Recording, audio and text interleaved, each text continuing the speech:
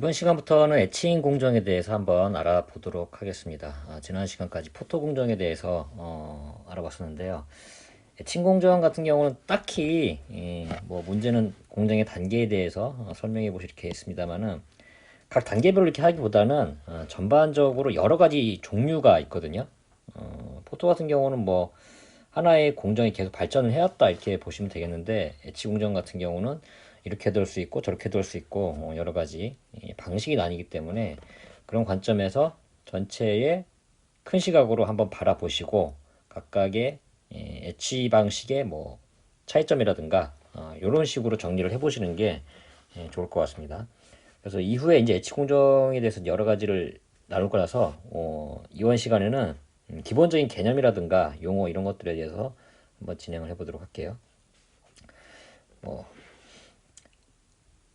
한글로는 뭐 시각공정 뭐 이렇게 부를 수가 있습니다. 그래서 여기 보시면 아시겠지만 이전에 포토공정에서 PR 패턴이 만들어지죠. 패턴이 만들어지고 요거를 보호막으로 해서 시각을 이제 들어가면 이런 식으로 원하는 패턴을 만들고 애싱 스트립으로 PR을 날려주는 이 단계로 진행을 하는 게 전반적인 엣지 프로세스라고 이제 보시면 되겠습니다. 그래서 이 막지를 깎는 이 방법이 뭐 물리적이냐 화학적이냐 또 다르게 얘기하면은 뭐 드라이 엣지로 하느냐 웨드 엣지로 하느냐 이렇게 여러 가지 방식이 있는데요. 일단은 깎는 공정, 그래서 그 식각을 주도하는 요 물질, 요걸 갖다 이제 보통 에천트라고 얘기를 합니다. 실제로 깎는 주체가 되는 그런 물질이고요. 그래서 웨데치 같은 경우는 왜 용액이잖아요. 그래서 케미컬 용액으로 깎는 게 웨데치고요. 드라이치 같은 경우는 에천트는 당연히 가스 이온 이렇게 됩니다.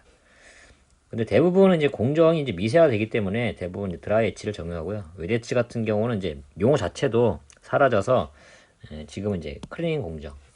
그러니까 어떤 이렇게 패턴을 깎는다든가 이런 게 아니고 전반적으로 어떤 막질의 위에 있는 뭐 불순물이라든가 이런 걸 녹여내는 그런 용도로 이제 클리닝이 편입이 됐습니다. 그리고 이제 3차원 구조의 설계, 이를테면 3D 랜드 같은 경우, 3D 랜드 같은 경우는 각각의 이제 뭐 모스 소자가 이렇게 축층이 되는 그 구조로 되어 있잖아요. 근데 원래 요걸 갖다 옆으로 이제 돌려가지고 이런 식으로 이제 만드는 그 구조이기 때문에 그림 좀 이상하네요. 아무튼 요 중간에를 식각을 해서 이제 구멍을 내고 여기다 이제 물질을 채워넣는 이런 방식으로 진행을 하거든요. 그래서 이제 여러 가지 계층으로 있다고 하더라도 파내고 채워놓고 또 파내고 채워놓고 뭐 이런 방식으로 진행을 하기 때문에 예전에는 이제 포토 공정이 이제 가장 이슈가 되긴 했습니다만은 지금은 176단까지 이렇게 쌓아야 되기 때문에 이거를 한 번에 이제 어떻게 뚫느냐, 사실상은 이제 126단인가요? 그 이상 넘어가게 되면은 사실은 이제 한 번에 뚫는 건 부족해가지고 이제 100단 이상 넘어가게 되면 한 방에 이제 뚫는 게 사실상 이제 불가능해집니다. 그래서 보통 이제 두 번에 나눠서 식각을 진행하기도 하는데, 아무튼 공정의 난이도도 엣지 공정도 이 공정의 난이도라고 하면 엣지 공정의 난이도, 엣지 공정의 난이도도 함께 높아지고 있다 이렇게 보시면 되겠습니다. 그리고 크게 보면은 이제 등방성 식각하고 이제 이방성 식각 이렇게 얘기가 나오는데요. 등방성 식각은 요 식각의 방향이 한 방향으로 가는 거. 아니, 반대죠. 요 식각의 방향이 뭐 이론적으로는 360도 모두가 이렇게 다 가능한 식각이 등방성 식각이고요.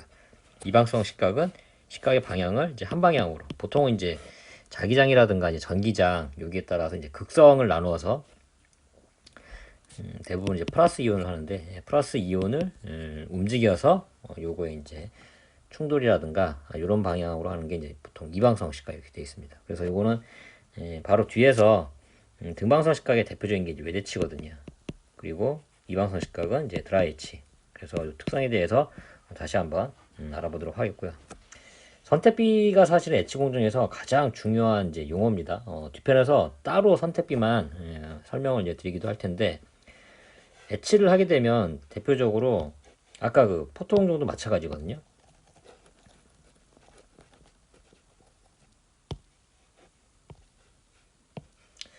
포토공정에서도 이제 똑같이 포토 레지스트에 이제 보호막이 있는 상황에서 똑같이 이제 식각이 될 텐데 상대적으로 이 뭐 메탈이나 목사이드 이제 깎으려는 물질 요거 대비 PR은 이제 깎이면 안 되거든요. 그렇죠. 여기는 잘 깎여도 요 PR은 버티고 있어야 돼요. 그래서 여기 깎이는 비율하고 여기 깎이는 비율 요거의 차이를 갖다 이제 보통 선택비라고 얘기를 합니다. 그러니까 선택적으로 어디가 더 많이 깎이느냐 이제 그거가 되겠어요. 그래서 여기서는 이제 단순히 이제 PR 이렇게 얘기를 했습니다만은 자, 이 밑에 이 웨이퍼가 아니고 이거를 이제 B라는 물질이라고 생각을 해볼게요. 자, 여기는 A라는 물질이고요. 자, 처음에 A라는 물질을 이렇게 막 깎잖아요. 깎여 나가는데 이제 깎다가 이제 B를 만났어요. 뭐 이만큼 해서 이제 B를 만났어요. 그러면은 상대적으로 이 깎으려는 에천트가 특성이 이제 어떤 특성이 있어야 되냐면은 A라는 물질은 잘 깎고 상대적으로 요 이제 막질이 드러나기 시작하는 B라는 물질은 안 깎여야 되거든요. 그래서 우리가 깎으려고 하는 이 에천트라는 물질을 이제 개발을 하거나 아니면은 뭐 찾아내거나 뭐 성분비를 바꾸거나 할 때 제일 먼저 고려를 해야 되는 게 바로 이 선택비다. 그래서 우리가 깎으려고 하는 A라는 물질에 대해서만 적용을 하는 것처럼. 그래서 우리 그 의약품이라든가 바이오 이런 데서도 보면은 우리 몸의 세포에는 이제 반응을 안 하고 들어온 이제 나쁜 세포라든가 병균 이런 것만 이제 골라서 죽이도록 사실 백혈구의 역할이 이제 그런 것들이잖아요. 그런 건 마찬가지로 이 반도체 외치 반응에서도 어떤 물질이 있으면은 이 물질이 A라는 물질은 잘 깎고 B라는 물질에 대해서 상대적으로 안 깎이고 이런 특성을 가져야 된다. 그래서 이런 걸 갖다 부터 선택비가 뭐 좋다 이런 말을 많이 써요. 그래서 선택비가 좋은 에천트를 아니면 크다 선택비가 크다. 왜냐면 A의 비율과 B율의 비율이 커지면 커질수록 이게 좋은 거니까. 그래서 선택비가 크거나 좋거나 이런 물질을 우리가 개발을 해야 된다. 이렇게 보시면 되겠습니다. 그래서 여기에서 A가 이제 깎는 비율, 이제 B라는 깎는 비율 이제 그렇게 말씀을 드렸는데 그걸 갖다가 보통 식각 속도라고 얘기를 합니다. 에치 레이트. 그래서 보통 이제 분단위로 이제 많이 하는데 분당 얼마나 이제 깎이느냐, 몇 옹스트롱이 이제 깎이느냐 이런 거를 가지고 식각 속도라고 얘기를 하죠. 그래서 상대적으로 선택비가 좋다는 거는 B의 식각 속도에 비해서 A의 식각 속도가 더 많을 때, 이럴 때 선택비가 좋다. 이렇게 보시면 되겠습니다.